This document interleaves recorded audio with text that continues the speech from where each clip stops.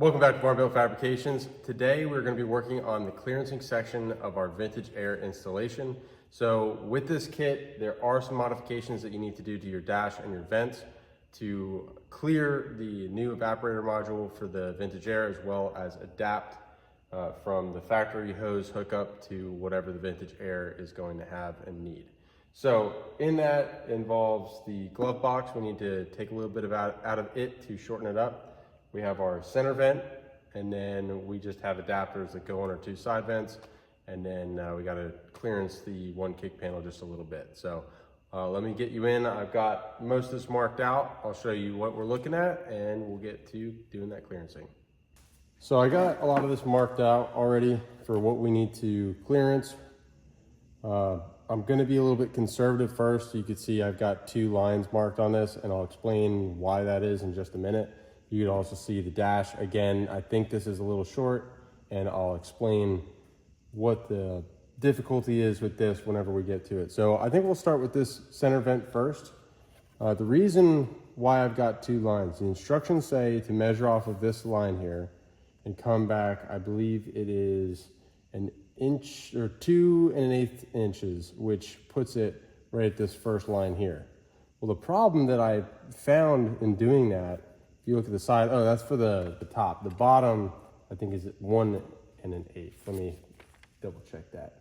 Yeah, so it's 1 7/8 on the bottom, and it is 2 1/16 on the top, which is that. So we'll go ahead and take a look at that. So the reason why I've got the two lines, I actually marked this one wrong now, I'm saying. I think I went 1 1/8. Anyways, this is correct at 2 1/16, and the issue I see with that, if you look on the side, there's this pin on both sides, and what that is our vent for the flow. I don't know if you could see into that, hopefully.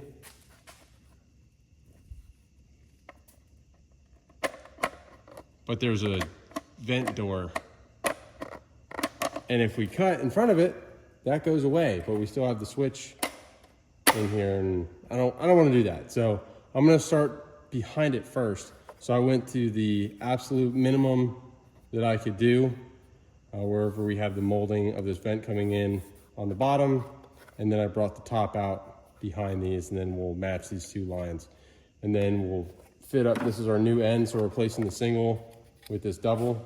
We'll go on there like that, and then we'll see what our clearance and everything looks like at that point. So let's go ahead and start trimming this back piece off, and then we'll get to the rest of this after.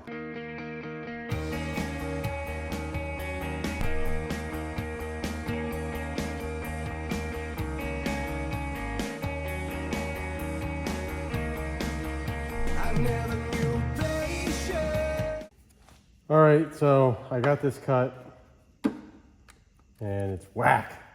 I mean, you can see that vent now, that door, better. But if you look at our new piece here, seems a bit off, huh? With that length, not so good. So I'm not liking that at all. And I'm looking at this thing here, and I'm thinking maybe I need to still remove this door. I'm not going to be able to obviously have this open and close. I see if we take out the pins, there's just like a fork on the inside, so that switch is just going to be a dummy switch. It's not going to do anything. Again, don't love that. But I think if I keep this bottom line and match it up to the top, that's going to give us a better grab, because this has what's called an S-clip that I'll show you when we get there, that it slides in and then has a clip on the outside. So maybe that might be a short enough distance to be able to make it line up. So I'm just going to not go out to here and just bring it straight up to this line. Let's give it a shot.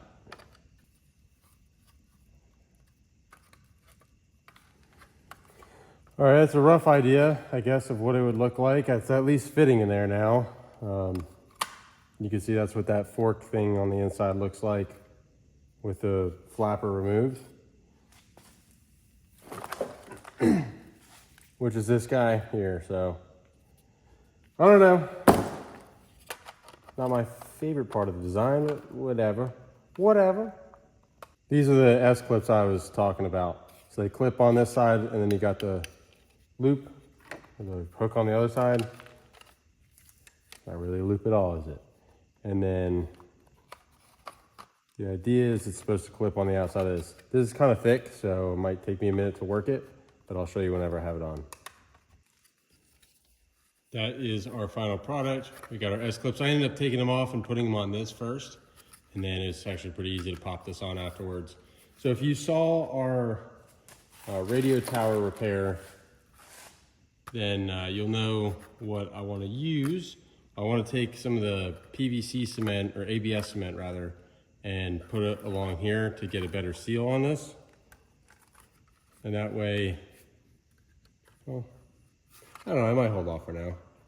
I was gonna say if there's like, you know, air gap or anything, I'll probably end up doing that, almost guaranteed to do that for the glove box. Because the last thing that I'd want, because we need to do the S-clips again, is to put something in the glove box and the back of it falls out and then everything goes in the dash. Not good. So I might actually hold off on that. I'll think on it. So this one's done. Now we can move on. We'll do the glove box next. This is the new backing to it. It's on an angle. And the thing that I don't like about the instructions or what they say is it just says take 2 inches from the back. Well, if you see maybe this is on an angle just kind of like this, on an angle like this. The bottom part comes out further than the top. So is it 2 inches from this part forward? Is it 2 inches from the back forward? So I did the back forward first to take the least amount. We'll trim it. We'll see how this fits up. And then if we need to take more, we'll take more. If not, well, then that's good. There's no use if I try. I've wandered through so much to get back. What you wanted, and like what you get. When you're in that room. All right, got this in. I ended up cutting it back further to where, if you recall, wherever it started dipping down, I cut right along that line, and that's where I have this place now. I will say, I do not like at all the way that this is lining up. I have a pretty decent sized overhang on this one side. This side's pretty tight. But I measured, if I cut any more out of it, it's not gonna make it any better. It doesn't really get any wider. I mean, it gets a little bit wider, but not wide enough to do the full length. So I don't think I'm gonna cut any more out for now anyways, because I think that if I did that, I wouldn't really have a glove box anymore. So I'll show you what the inside looks like. Hopefully you can see in there okay. So, I mean, there's a decent amount of room. It's a pretty deep glove box to begin with, and you have to think this whole dash is tilting down.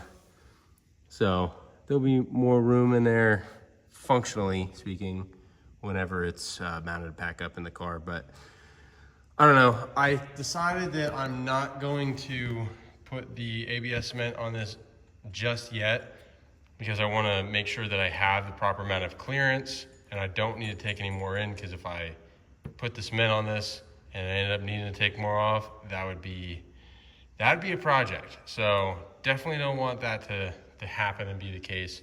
So like I said, for now, I'll just kind of leave this as is. And I don't know, I guess worst case, I could probably get to this leaving the dash pad off, and I could seal it if it fits well, come down, do the sides. The bottom might be a little tricky, but I don't know. Might not do it at all, not sure. These adapters for the dash vents are gonna be the last vent modification that we need to do. So these are some new vents that I ordered. Got these from Jegs. And so we'll put the S-clips on that adapter and clip it on here. I've got this one complete, so you can see what it looks like, what it would look like when it's done. So this is the adapter here. So it just reduces it down. It's really just a reducer. So you're supposed to put 3 of those S-clips on, and it's on there nice and secure. So after I get this other side on, I'm gonna get these screwed into the dash as well, and we can remove the blanks that were put in there by the previous owner. Okay, so this is everything installed. We got the vents in, we got our glove box shortened up. I also put in the head unit. I'll show you the front of all this here in just a minute. Got our center vent in, and then we got our driver's vent in. Let me swing around the front to show you what we're looking at now. Looking good.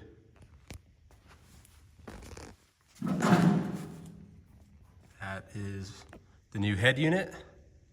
Pretty weighty actually, I like it. Feels good. Looks original, close to anyways. And then the driver's side.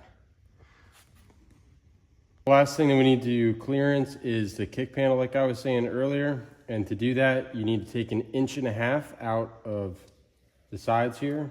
So for 1.5 inches from this point. I did this with black, so I don't know if you'll be able to see it, maybe a little bit of the shiny reflection, so that I didn't have any red remaining if I don't hit it perfectly on the line. So I'm gonna get this cut, and then we should be pretty much done with all the clearancing.